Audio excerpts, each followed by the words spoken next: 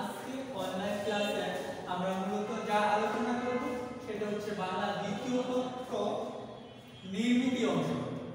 সেই নির্মিতি অংশের ধারাবাহিকতায় গত ক্লাসে আমি একটি ক্লাস নিয়েছিলাম। সেই ক্লাসে আমি পারিভাষিক শব্দ নিয়ে আলোচনা করেছি। আশা করি তোমরা পারিভাষিক শব্দ কি এবং পারিভাষিক শব্দ থেকে কোন ধরনের প্রশ্ন আসবে সেটা উপলব্ধি করতে পেরেছো। মূলত আজকে আমি দিনলিপি নিয়ে আলোচনা করব। বাংলা দ্বিতীয় পত্রের নির্মিতি অংশের একটা টপিক বা একটি আলোচনার বিষয় হচ্ছে দিনলিপি। তাহলে আগে আমাকে জানতে হবে মূলত দিনলিপি কি। দিনলিপি বাংলা শব্দ, এটা ইংরেজি প্রতিশব্দ হচ্ছে ডায়েরি, DIARY,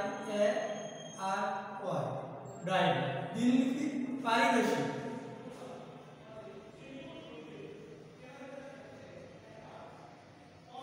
দিনলিপির পারিভাষিক শব্দ হচ্ছে ডায়েরি। আর দিনলিপি শব্দের অর্থ হচ্ছে রোজ নামচা, রোজ নামচা, দিনপঞ্জি, দিন পঞ্জি, দিনলিপিকা, দিনলিপিকা ইত্যাদি। তাহলে দিনলিপি মানে হচ্ছে রোজ নামচা, দিনপঞ্জি, দিনলিপিকা ইত্যাদি। তাহলে হচ্ছে দিনলিপি শব্দের অর্থ দাঁড়াচ্ছে রোজ নামচা, দিনপঞ্জি, দিনলিপিকা ইত্যাদি হচ্ছে দিনলিপির অর্থ। আমরা যাকে ইংরেজিতে বলি হচ্ছে ডায়েরি। তাহলে দিনলিপিটা কি?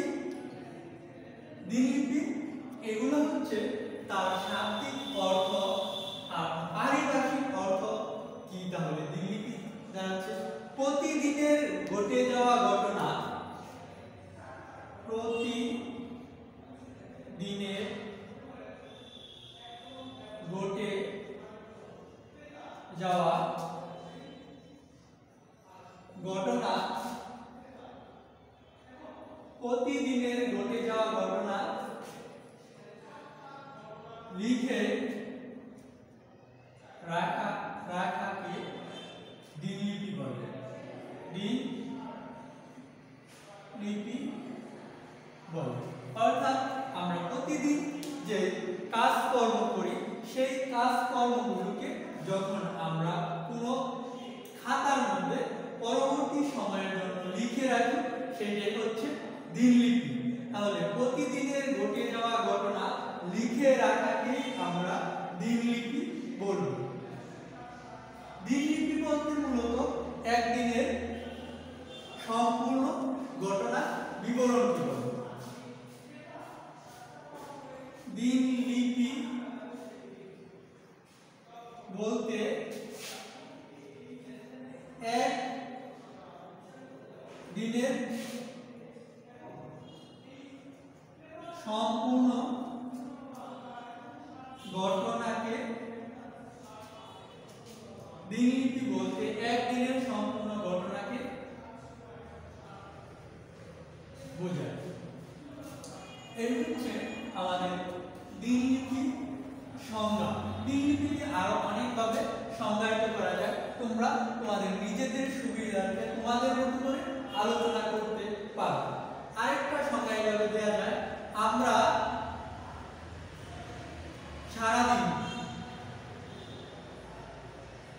সারাদিন যে অভিজ্ঞতা, আমরা সারাদিন যে অভিজ্ঞতা অর্জন করি তা লিখে প্রকাশ করাকে দিনলিপি বলে। আমরা সারাদিন যে অভিজ্ঞতা অর্জন করি তা লিখে প্রকাশ করাকে দিনলিপি বলে। আমরা সারাদিন যে অভিজ্ঞতা অর্জন করি তা লিখে রাখাকে দিনলিপি বলে। অর্থাৎ আমরা মানুষ হিসেবে প্রাত্যহিক জীবনে চলাফেরা করতে গিয়ে সারাদিন যে সকল কাজকর্ম করি সেই কাজকর্ম যখন আমরা রাতের বেলা বা দিনের কোনো অবসর সময়ে লিখে রাখি সেই লিখে রাখার বিবরণকে আমরা দিনলিপি বলব। অর্থাৎ আমরা সারাদিন যে কাজকর্ম করি সেই কাজকর্ম যখন আমরা লিখে প্রকাশ করি তখন তাকেই আমরা দিনলিপি বলব। প্রিয় শিক্ষার্থী, এইখানে আরেকটা ব্যাপার হচ্ছে প্রতিদিনের জীবনে ঘটে যাওয়া ঘটনার বিবরণ লিখে রাখাকে দিনলিপি বলে। অর্থাৎ আমার জীবনে যে সকল ঘটনা ঘটে সেই সকল ঘটনা যখন আমি লিখে প্রকাশ করব তখন সেটাই হয়ে যাবে দিনলিপি। তাহলে দিনলিপিটা কেন সংরক্ষণ করব? আমার পরবর্তী প্রজন্ম যাতে এই সময়ের যে তথ্য এবং এই সময়ের যে গুরুত্বপূর্ণ ঘটনা আছে সেগুলো যাতে তারা পরবর্তী সময়ে জানতে পারে, দেখতে পারে, অর্থাৎ আমার জীবন সম্পর্কে জানতে পারে, সেই জন্য আমরা দিনলিপি সংরক্ষণ করব। তাহলে দিনলিপি এই হচ্ছে মূলত দিনলিপি।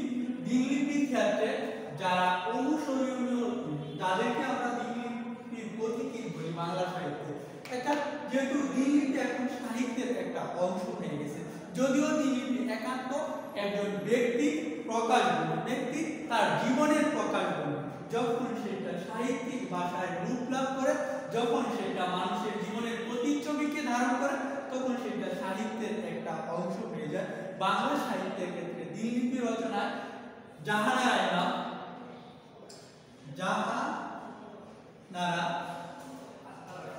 ইমাম এর একাত্তরে দিনগুলি। বাংলা সাহিত্যে এই দিনলিপির মূল মডেল হচ্ছে জাহানারা ইমামের একাত্তরের দিনগুলি হচ্ছে এই বাংলা সাহিত্যে দিনলিপির রুল মডেল, বা আমরা দিনলিপি হিসেবে কাকে অনুসরণ করব এই বাংলা সাহিত্যে দিনলিপি রচনার ক্ষেত্রে, বা দিনলিপি রুল মডেল হিসেবে আমরা জাহানারা ইমামকে অনুসরণ করতে পারি। তারপর এটা হচ্ছে মূলত 1971 সালে মুক্তিযুদ্ধের কাহিনীর প্রেক্ষাপটে বা ওই সময়ের দিনগুলিতে যে নারকীয় হত্যাকাণ্ড বা সেই সমাজ ব্যবস্থার প্রতিচ্ছবি আমরা 71-এর দিনগুলিতে দেখতে পাবো। তারপরে আছে আমরা সুফিয়া কামালের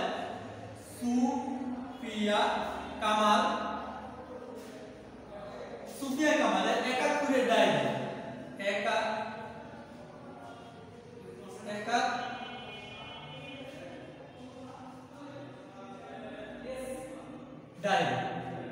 আমরা দ্বিতীয় পর্যায়ে সুফিয়া কামালের 71-এর ডায়েরিতে আমরা ওইভাবে পাই, সেটা মুক্তিযুদ্ধের কাহিনী বা মুক্তিযুদ্ধের সময়ে যে ঘটনা হয়েছে সেগুলো জাহানারা ইমাম সুফিয়া কামাল তার ডায়েরিতে লিখে রাখবেন। এখন বিদেশিদের ক্ষেত্রে আমরা আরেকটা দিনলিপি অনুসরণ করতে পারি, সেটা হচ্ছে আনা ফ্রাঙ্কের ডায়েরি। আনা ফ্রাঙ্কের ডায়েরি। এই তিনটা হচ্ছে মূলত আমাদের দিনলিপি রুল মডেল বা মডেল, যে যারা দিনলিপি রচনা করে খ্যাতি অর্জন করেছেন তাদের মধ্য থেকে আমরা তিনজনকে পাই। জাহানারা ইমাম 71-এর দিনগুলি, সুফিয়া কামাল 71-এর ডায়েরি, আনা ফ্রাঙ্কের ডায়েরি। এই তিনটাই হচ্ছে দিনলিপির রুল মডেল। অর্থাৎ দিনলিপি তাদের হাত ধরে দিনলিপি যাত্রা শুরু হয়। তাহলে দিনলিপির গুরুত্ব কি, আমরা কেন দিনলিপি রচনা করব, সেই দিনলিপির গুরুত্ব নিয়ে আমি কথা বলবো। যে মূলত সাহিত্যের ক্ষেত্রে বা প্রাত্যহিক জীবনের ক্ষেত্রে দিনলিপির গুরুত্ব।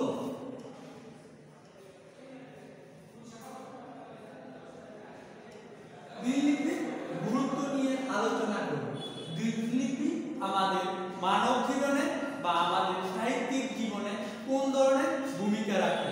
দুর্নীতি আমাদের সচেতনতা সৃষ্টি করে, সচেতনতা সৃষ্টি দিনলিপি সচেতনতা সৃষ্টি করে এবং সৃজনশীল ক্ষমতাকে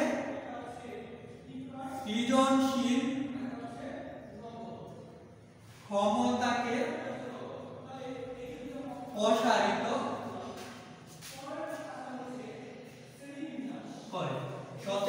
সচেতনতা সৃষ্টি করে, সৃজনশীল ক্ষমতাকে প্রসারিত করে,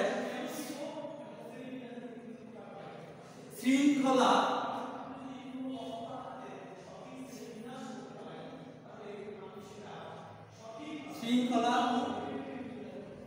সময় জ্ঞান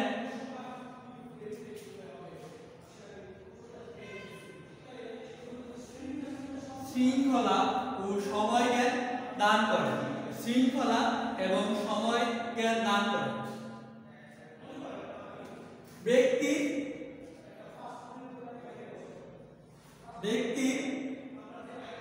জীবনের ইতিবাচক ও নেতিবাচক দিক সম্পর্কে সচেতন করে। তাহলে দিনলিপি ব্যক্তির জীবনের ইতিবাচক ও নেতিবাচক দিক সম্পর্কে সচেতন করে। নতুন অভ্যাস অনুশীলনে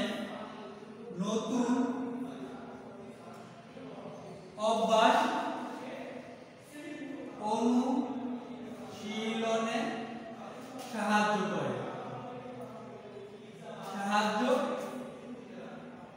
করে হচ্ছে দিনলিপি। এবং সবচেয়ে গুরুত্বপূর্ণ একটা পয়েন্ট হচ্ছে দিনলিপি আমাদেরকে কি করে? দিনলিপি হচ্ছে আত্মোন্নয়নে গুরুত্বপূর্ণ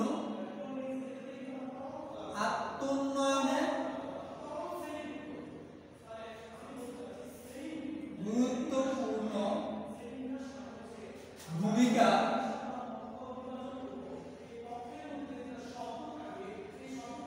পালন করে। অর্থাৎ আত্মোন্নয়ন হচ্ছে নিজের উন্নয়নে গুরুত্বপূর্ণ ভূমিকা পালন করে হচ্ছে এই আমাদের দিনলিপি। তাহলে মানব জীবনে দিনলিপি প্রয়োজনীয়তা অপরিসীম। কেন আমরা দিনলিপি করব? কারণ হচ্ছে দিনলিপি হচ্ছে আমাদের সচেতনতা সৃষ্টি করে, সৃজনশীলতার ক্ষেত্রকে প্রসারিত করে, শৃঙ্খলা ও সময় জ্ঞান সম্পর্কে যথার্থ আত্মোপলব্ধি ঘটায়, ব্যক্তি নিজের ভালো ও মন্দ দিকগুলো সহজে চিহ্নিত করতে পারে, নতুন অভ্যাস অনুশীলনে সাহায্য করে, মূল্যবোধের পরিবর্তন ঘটায়, আত্মোন্নয়নের গুরুত্বপূর্ণ ভূমিকা পালন করে হচ্ছে আমাদের দিনলিপি। এই কারণে আমরা দিনলিপি পাঠ করব। তাহলে এই হচ্ছে দিনলিপির গুরুত্ব। তাহলে আমরা যেহেতু এটা আমাকে পড়তে হবে পরীক্ষার জন্য, কিভাবে পরীক্ষার খাতায় লিখলে কাঙ্ক্ষিত নম্বর পাওয়া যায়, অর্থাৎ কিভাবে আমি সর্বোচ্চ নম্বরটা এই দিনলিপি থেকে পাবো, সেই ক্ষেত্রে আমাকে কি ধরনের নিয়ম বা কি ধরনের নির্দেশিকা পালন করতে হবে, এখন আমি সেই সম্পর্কে কিছু আলোকপাত করব। দিনলিপি লেখার নির্দেশিকা।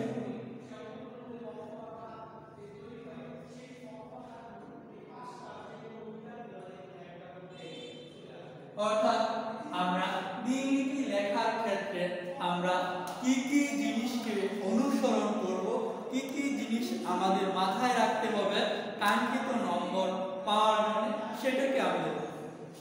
প্রথমে আমাকে দিনলিপি হচ্ছে একটি সাহিত্য কর্ম। দিনলিপি একটি সাহিত্য কর্ম রচনা। আপাত দৃষ্টিতে দিনলিপি রচনা সহজ মনে হলেও তেমন সহজ নয়। এই দিনলিপি লেখার জন্য নিয়মিত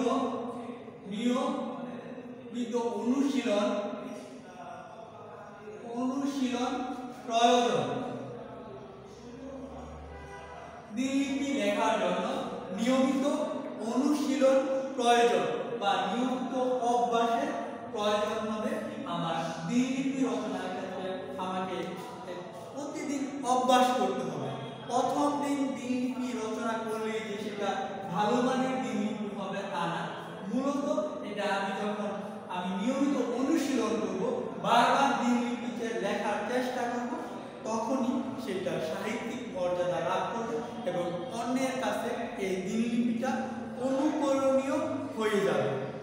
এই জন্য অন্যের কাছে এই দিনলিপিটা অনুকরণীয় হয়ে যাবে।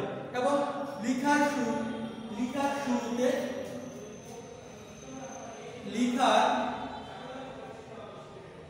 শুরুতে বাম দিকে তারিখ, বার ও সময় লিখতে হবে। যখন আমি দিনলিপি লেখা শুরু করব, পৃষ্ঠার বাম পাশে একই কলামে তারিখ, বার ও সময় উল্লেখ করতে হবে। এবং দিনলিপি লেখার ক্ষেত্রে ভাষা হবে সহজ, সরল ও সাবলীল। অর্থাৎ দিনলিপি লেখার ক্ষেত্রে লেখকের অবশ্যই ভাষা জ্ঞান থাকতে হবে। তারপর দিনলিপিটা গল্পাকারে লিখতে হবে। গল্পাকারে লিখতে হবে। যেহেতু এটা সাহিত্য গল্প, সেই জন্য দিনলিপি লেখার ক্ষেত্রে যদি আমি সেটা গল্পাকারে বা গল্পের আকারে লিখতে পারি, তাহলে সেটা হচ্ছে অতি উত্তম ব্যাপার। এই ক্ষেত্রে সময়, স্থান ও পরিবেশ উল্লেখ করতে হবে। সময়, স্থান ও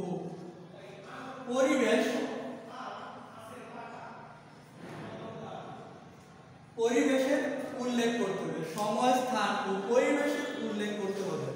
এবং দিনলিপি লেখার ক্ষেত্রে ব্যক্তি জীবনের সত্য ঘটনাকে উপস্থাপন করতে হবে। দিনলিপি লেখার ক্ষেত্রে সত্য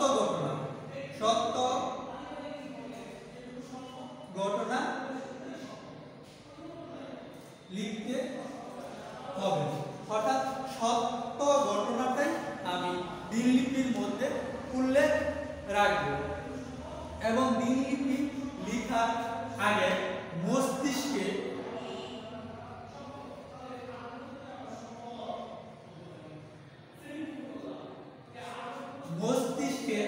একটি খসড়া তৈরি করে নিব।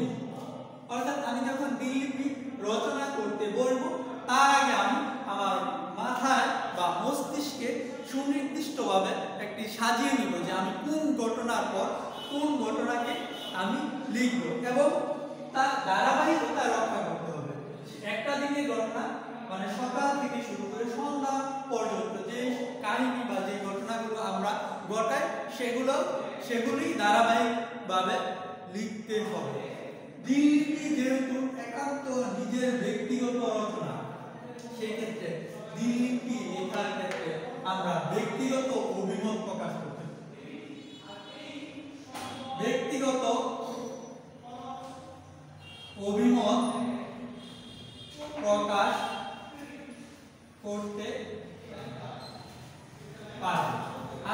আমরা দিনলিপি যেহেতু একান্ত ব্যক্তিগত রচনা, ব্যক্তিগত রচনার হওয়ার কারণে আমরা একান্ত নিজের অভিমত ইত্যাদি প্রকাশ করতে পারি। প্রথমেই বলেছিলাম যে আমরা দিনলিপির মধ্যে নিজের একদিনের ঘটে যাওয়া ঘটনা বিবরণকে প্রকাশ করতে পারবো। এবং দিনলিপি লেখার ক্ষেত্রে আরেকটা হচ্ছে, আমি দিনলিপি হচ্ছে উত্তম পুরুষে রচনা করি। অর্থাৎ দিনলিপি উত্তম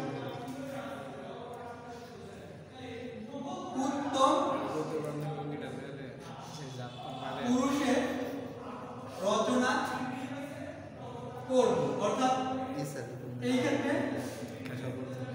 আমি, আমরা শব্দগুলো ব্যবহার করব। তাহলে দিনলিপি রচনার ক্ষেত্রে প্রথমে যে দিকটা খেয়াল রাখা দরকার, আমি যে দিনলিপি রচনা করব সেখানে প্রথমে পৃষ্ঠার শুরুতে তারিখ বা সময় এগুলা ঠিক একই কলামে সবাই, এবং সময় দেওয়ার ক্ষেত্রে সবচেয়ে বিবেচনার বিষয় হচ্ছে সময়টা রাতের সময় দিলে সবচেয়ে ভালো হয়। কারণ হচ্ছে আমি দিনই সারাদিন যে সকল কাজকর্ম করি সেই কাজকর্মের লিখিত বিবরণটা আমি দিন শেষে রাতের বেলায় সেটা উপস্থাপন করি। আর তোমাদের অনুশীলনের জন্য কয়েকটি দিনলিপির নমুনা আমি বলে দিই, সেগুলো তোমরা বাসায় অনুশীলন করবা। একটা হচ্ছে কলেজে প্রথম দিনের অনুভূতি ব্যক্ত করে একটি দিনলিপি, তারপর হচ্ছে বাংলা নববর্ষ উদযাপন উপলক্ষে একটি দিনলিপি, তোমার কলেজে এইচএসসি পরীক্ষার ফল প্রকাশের উপর একটি দিনলিপি, তোমার কলেজে 21শে ফেব্রুয়ারি উদযাপন উপলক্ষে একটি দিনলিপি, শিক্ষা সফরের অভিজ্ঞতা বর্ণনা করে একটি দিনলিপি, সাফল্যময় একটি দিনের দিনলিপি, লঞ্চ ডুবির ঘটনা উল্লেখ করে একটি দিনলিপি, কলেজে নবীকরণের অনুভূতি ব্যক্ত করে একটি দিনলিপি রচনা করো, একটি গ্রাম্য মেলার অনুভূতি ব্যক্ত করে একটি দিনলিপি রচনা করো, এবং তোমার কলেজ জীবনের শেষ দিন সম্পর্কে একটি দিনলিপি রচনা করো। মূলত তোমাদের বিগত সালে যে সকল দিনলিপিগুলো বিভিন্ন বোর্ডে এসেছে সেগুলো অনুশীলন করলেই তোমাদের পক্ষে ভালো হবে। প্রিয় শিক্ষার্থী, আজকের ক্লাস এখানেই শেষ। জয় বাংলা।